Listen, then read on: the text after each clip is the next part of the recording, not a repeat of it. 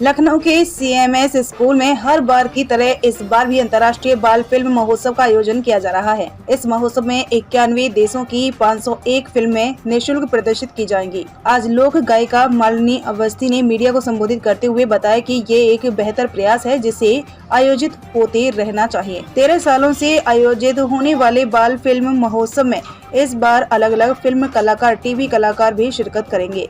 बता दें कि महोत्सव आगामी 15 अप्रैल से शुरू होकर 7 दिनों तक आयोजित किया जाएगा। सीएमएस स्कूल में आयोजित होने वाले महोत्सव को कानपुर रोड ब्रांच में दोपहर में आयोजित होगा। पहला शो सुबह 9 बजे से 12 बजे तक चलेगा, वहीं दूसरा शो 12 बजे से 3 बजे तक चलेगा। इस महोत्सव में लखनऊ के अलग अलग स्कूल के बच्चों को निःशुल्क बाल फिल्में दिखाई जाएंगी। आपको पता हम लोग लखनऊ और यहीं उत्तर प्रदेश में पोस्टिंग होती रही। जब दिल्ली अवनीश की पोस्टिंग हुई तो वहाँ जाने पर सबसे पहला जब ये फिल्म फेस्टिवल होता है उसमें आपके विदेश की भी फिल्म्स आती हैं, तो मैं अपने बच्चों को सिरी फोर्ट में ख़ास तौर पे लेकर गई और बेटी उसमें पढ़ रही थी, बाहर थी, बेटे को लेकर के गई और मैं वाकई चाहती थी कि वो देखे अंतर्राष्ट्रीय फिल्मों में बच्चों के लिए अंतर्राष्ट्रीय फिल्में किस स्तर की बन रही हैं। OTT पे तो देखिए सब कुछ उपलब्ध है, लेकिन घर में टीवी में फ़ोन पे देखना और सबके साथ बैठकर एक चीज़ को देखना, जब एक आंसू टपकता है तो सभागार में सबके टपकता है। जब हंसी फूटती है तो सबकी किलकारी फूटती है। वो एक सामूहिक जो उत्सव की तरह पिक्चर को देखना है। तभी तो आज फिल्में लोग रो रहे हैं कि पिक्चरें अच्छी अच्छी भी लोग मज़ा नहीं ले पा रहे, क्योंकि पहले ज़माने में एक डायलॉग आता था, आप याद करिए, तुरंत सबकी प्रतिक्रिया मिलती थी। सबको अच्छा लगा तो तालियां पड़ जाती थी तुरंत। वो क्योंकि it's a community thing. Film देखना भी एक कम्युनिटी एक्सरसाइज है।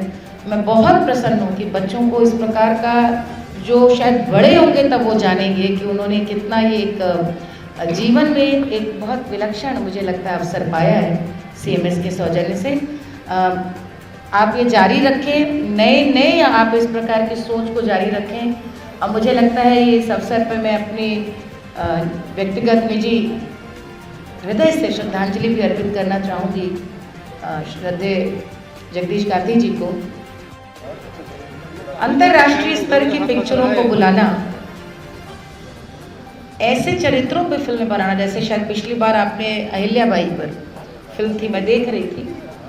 ये ऐसे अवसर आपको नहीं मिल पाएंगे एक ऐसे दौर में जब बच्चों के पास फ़ोन है, OTT प्लेटफॉर्म्स हैं, इतनी सुविधा है। वहाँ पर विद्यालय ये समझे कि समय बदल गया है, अब हम बच्चों के लिए एक फेस्टिवल करें और उसमें आपने जिस तरह से इसको एक ऐसा उत्सव के रूप में रचा है, मैं हृदय से आपको बधाई देती हूँ। ये आपके पिताजी की, माताजी की समय से आगे की सोच है। और जैसे अभी आपने फिल्हार्मोनिक ऑर्केस्ट्रा का उत्सव पूरा आपने राजाजीपुरम ब्रांच में आयोजित किया था, ये एक, मुझे नहीं लगता, संगीत को जानने वाले, मैं समझती हूँ, मैं तो यही अफसोस कर रही थी कि और इवेंट्स ऐसे होने चाहिए उनके लखनऊ में, ताकि लखनऊ के दर्शक श्रोता शायद उनको जीवन में कभी देखने को नहीं मिलेगा वीएनए का इस तरह का फिल्हार्मोनिक ऑर्केस्ट्रा। तो CMS, मुझे मालूम है, पूरे उत्तर प्रदेश में, देश में, लखनऊ में शिक्षा का पर्याय है। एक संस्थान के रूप में सब जानते हैं बच्चा बड़ा हुआ तो उसको CMS भेजना है, लेकिन संस्थान की ओर से बच्चे के सर्वांगीण विकास के लिए और क्या क्या चीज़ें हम इम्प्लीमेंट करें जिससे बच्चे को स्कूल जाने की उत्सुकता हो, लेकिन एक अच्छी फिल्म के एक अच्छे संदेश का असर साल भर की पढ़ाई पर भारी पड़ता था। ये हम सब के साथ हुआ है और उसका कारण ये है कि उस ज़माने में फिल्म जाना भी एक बहुत बड़ी लग्जरी होता था। माता पिता तय करते थे हमारे समय में कौन सी फिल्म हमें देखनी चाहिए, और कुछ फिल्में थी उस समय, जागते रहो, दो आंखें 12 हाथ, सत्यकाम, जो बच्चों की पिक्चरें नहीं थी, बड़ों की थी, लेकिन आदर्श वो थे जो बच्चों के लिए प्रेरणादायक थे।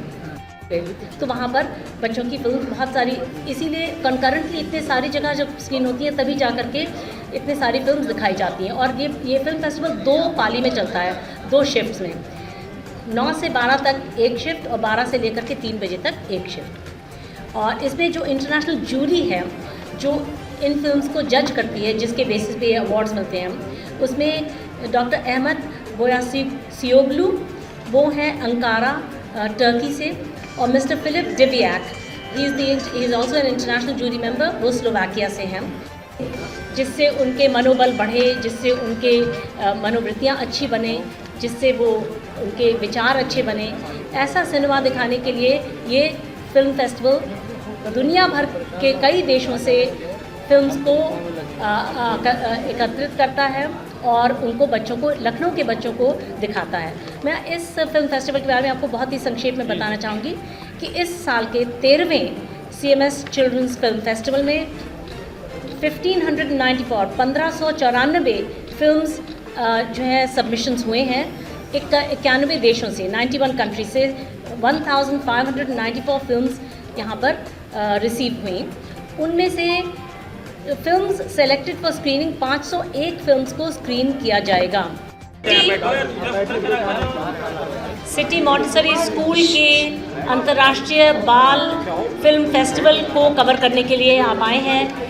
ये हमारे लिए बहुत ही परम सौभाग्य का अवसर है, क्योंकि आज हमारे समक्ष पद्मश्री मालिनी अवस्थी जी चीफ गेस्ट के रूप में इस फिल्म फेस्टिवल के लोगों का अनावरण करने के लिए आई हैं और मैं उनके बारे में आपको कुछ बताना चाहूँगी। हालांकि उनको कोई इंट्रोडक्शन की आवश्यकता नहीं है, लेकिन फिर भी मैं चाहूँगी कि मैं अपनी तरफ से उनके बारे में आपको थोड़ा सा बताऊँ। I feel greatly privileged to introduce a legendary Indian folk singer, Padam Shri Malini Avasthi, who is here amongst us as our most honored chief guest. She is a renowned Indian folk singer whose soulful renditions have captivated audiences across the globe.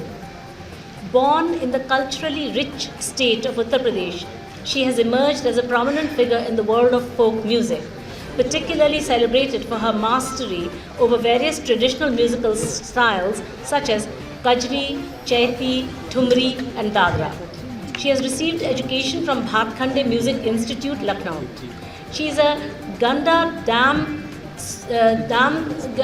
disciple of the legendary Hindustani classical singer Girja Devi Ji of Banaras.